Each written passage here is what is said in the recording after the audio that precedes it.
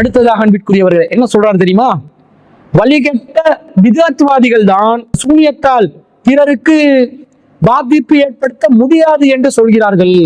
சூனியம் என்றொன்று இல்லை என்று சொல்கிறார்கள். விதத்துவாதிகள் தான் இப்படி சொல்லுவாங்க. சூனியத்துக்கு சக்தி இல்லை என்று விதத்துவாதிகள் சொல்லுவாங்க, வழிகட்டவர்கள் தான் சொல்லுவாங்க என்று முஃபாரிஸ் ரசாதி சொல்கிறார். இமாம் மாஸ்ரி ரஹ்மத்துல்லாஹி அலைஹி சொல்ல இப்னு ஹஜர் அல் அஸ்கலானி ரஹிமஹுல்லாஹ் ஃபத்துல் பாரியில் எழுதுறாங்க, அதாவது வழிகட்ட பிதஅத்துவாதிகள் தான் சூனியத்தால் அதாவது பாதிப்பு இல்லை, சூனியம் என்று ஒன்று இல்லைன்னு மறுக்கிறாங்க. இப்போ உள்ள ஒரு சில வழிகேடர்கள் வழிகட்ட பிதஅத்துவாதிகள் தான் சூனியம் என்று ஒன்று இல்லை, அது அது அதாவது என்ன அவங்களுக்குள்ள, அதாவது ஒரு 10 பேரை கூப்பிட்டு சூனியம் இருக்குதா இல்லையா அது என்னன்னு கேட்டா 10 மாதிரி விளக்கம் சொல்லுவாங்க. இப்ப எங்க அதாவது குர்ஆன் சுன்னா மன்ஹஜு ஸலஃப்ல உள்ளவங்ககிட்ட நீங்க கேளுங்க, எல்லாரும் ஒரே பதில் தான் சொல்லுவாங்க. சூனியம் என்று ஒன்று இருக்கிறது, அதற்கு அல்லாஹ் நாடினால் அதனுடைய பாதிப்பு ஏற்படும். இதுதான் எல்லாரும் சொல்றோம். அன்பிற்குரியவர்களே, இந்த சூனியத்துக்கு சக்தி இல்லை என்று சொன்னது வழிகட்ட விதத்துவாதிகள் தான் சொல்லி இருக்கிறாங்க என்கிறார். முதல்ல வழிகட்ட விதத்துவாதிகள் சூனியத்துக்கு சக்தி இல்லை என்று சொல்வதனால அல்லாஹ் குர்ஆன்ல சூனியத்துக்கு சக்தி இல்லை என்று சொன்னதும் ரசூலுல்லாஹ் சூனியத்தை நம்பினா சொர்க்கத்துக்கு போக மாட்டார் என்று சொன்னதும் பொய்யண்டாகுமா? அது பொய்யண்டாகுமான்னு கேட்கிறேன்.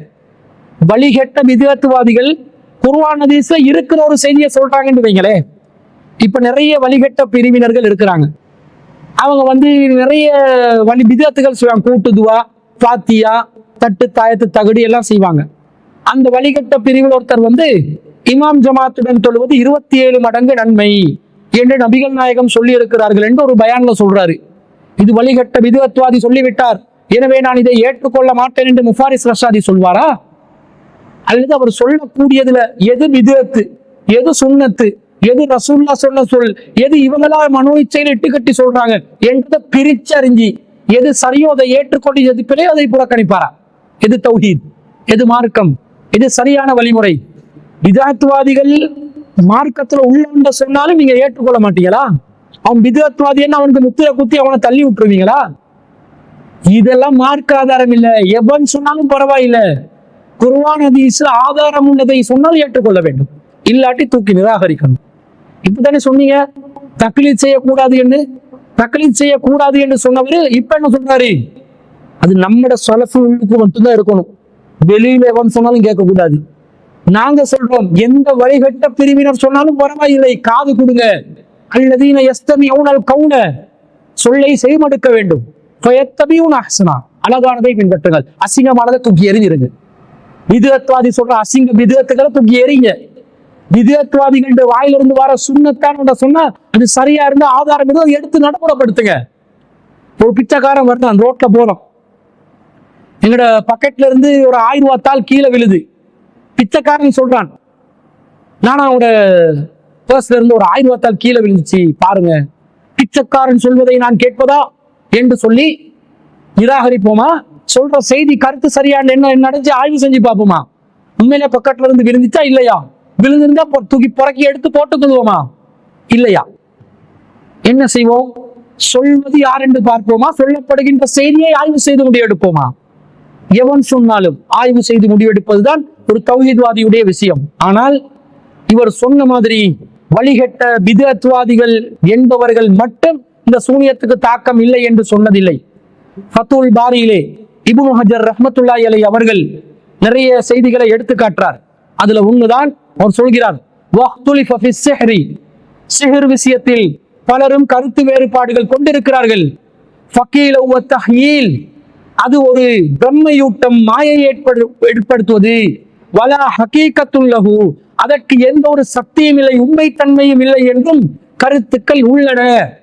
வஆதா இக்தியாரு அபி ஜஅஃபர் அல் இஸ்திரபாதி, இதுதான் அபூ ஜஅஃபர் அல் இஸ்திரபாதியிட கருத்தாக இருக்கிறது என்று சொல்கிறார். மின ஸாஃபிஇய்யதி, இவர் ஸாஃபி மத்ஹபை சேர்ந்தவர்.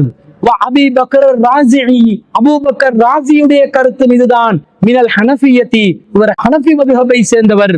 இப்னு ஹஸம் அல் லாஹிரி வ தாயிஃபா, லாஹிரியா என்று சொல்லக்கூடிய வழிகட்ட சிந்தனையில் இருக்கக்கூடிய இப்னு ஹஸம் என்பவருடைய கருத்தும் இதுவாகத்தான் இருக்கிறது.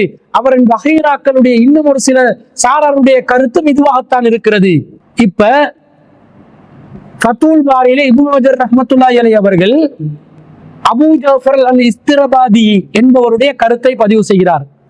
அபூபக்கர் ராசி அவர்களுடைய கருத்தை பதிவு செய்கிறார். ஹனஃபி மதுஹபை சேர்ந்த அறிஞர்கள், சாஃபி மதுஹபுடைய அறிஞர்கள் என்ன சொல்லியிருக்கிறாங்க? சூனியத்துக்கு எந்த தாக்கமும் இல்லை, அது ஒரு பிரம்மையூட்டல் மாத்திரம்தான் என்று சொல்லியிருக்கிறார்.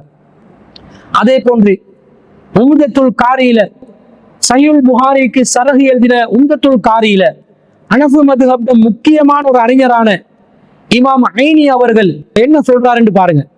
அவர் சொல்கிறார், இன்ன சிஹ்ர லஹு ஹகீகத்துன், இந்த சிஹர் இருக்கிறதே அதற்கு ஒரு உண்மைத்தன்மை இருக்கிறது.